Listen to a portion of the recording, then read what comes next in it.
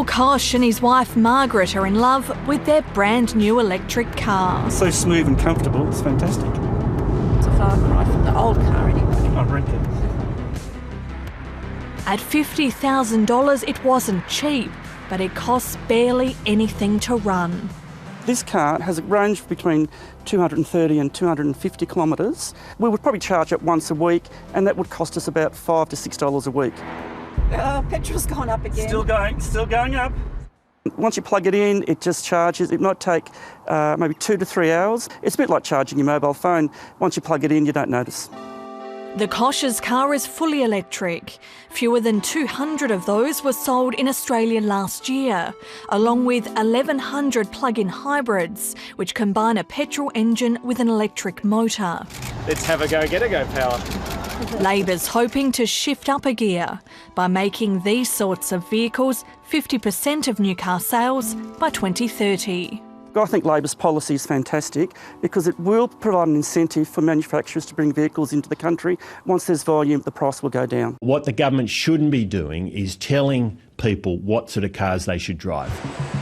Around the world, more and more car manufacturers are rolling out electric vehicles.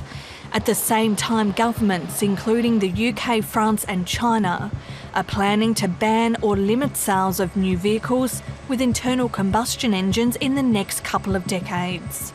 But in Australia, the electric car has become an election issue. We are going to stand by our tradies and we are going to save their utes. It's a war on the weekend. The death of the ute that's been spoken about in various political circles is really misinformation. So the system's set up with protection for the battery. So it has been a very big challenge to introduce low and zero emission vehicles in the Australian market, and government policy to date hasn't helped with that. South Korean car manufacturer Hyundai has just introduced 2 new electric vehicles to the Australian market.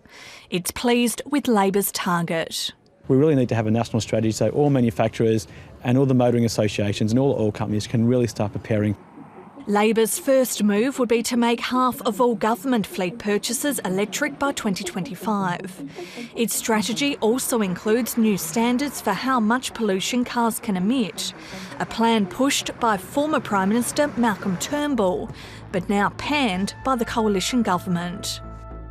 Will Labor's new vehicle emissions standards push up car prices by $5,000?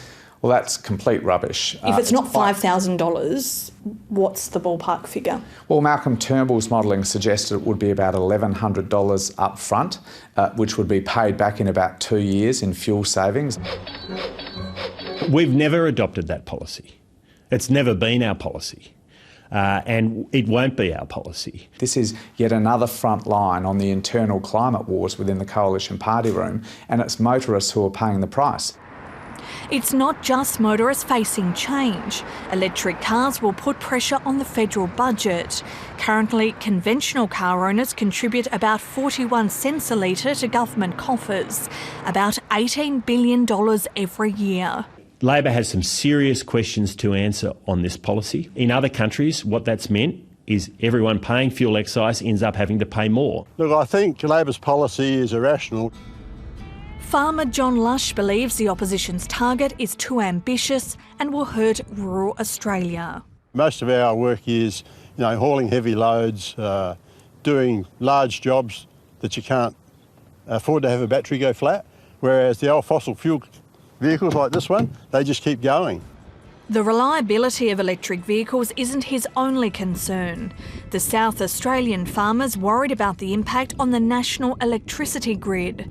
Memories of the 2016 statewide blackout are still fresh for him. We don't have an electricity supply that's meeting our needs now without charging 5 or 6 million cars during the day and overnight. Here is a cheap and clean source of private transport. And chances are people will make most of their own energy needs on their own roofs. The CSIRO predicts 5.5 million electric vehicles on the nation's roads by 2038. Energy economist Bruce Mountain expects the electricity grid will hold up and says the focus should be on the potential benefits. Increasingly, the manufacturers are looking at the functionality to export from the car to the grid as well as to obviously take from the grid to the car. One of the biggest challenges for electric vehicle uptake in Australia is a lack of quick charging infrastructure. Here at Brisbane manufacturer Tritium, they're making the latest technology. 15-minute charge time is where the technology's at this point in time. 15 minutes spent plugged into one of the latest chargers will give a car 400 kilometres of range, but there are only a couple in Australia. By contrast, so-called fast chargers in most capitals and down the east coast can give about 60 kilometres for the same amount of charging time. Other parts of the country are stuck with even slower technology, which can take hours to fully power up a vehicle. Labor's promising $100 million in grants for about 200 new stations if it wins government. We need to make sure that there are charging stations across regional and rural Australia that make sure that people in all corners of our country are able to get the benefits of this revolution that's sweeping the global car industry. Once that infrastructure is out there and it's fast and it's reliable, there is no reason to worry about the adoption of mass market EV. Paul Kosh is so enthusiastic about electric vehicles, he's SA branch chairman of Plug-in Fan Club, the Electric Vehicle Association. Marianne, how's it going? Paul, good. Good. How's the car going? Excellent. We made it. The association's been going 40 years nationally and is pleased a major party has finally put its foot on the throttle. Would you ever go back to a conventional car? No, mate. I love the electric car. Love it, yeah. The world is moving and transitioning to electric vehicles, and it's inevitable that Australia will have to move the same way so we're not left behind.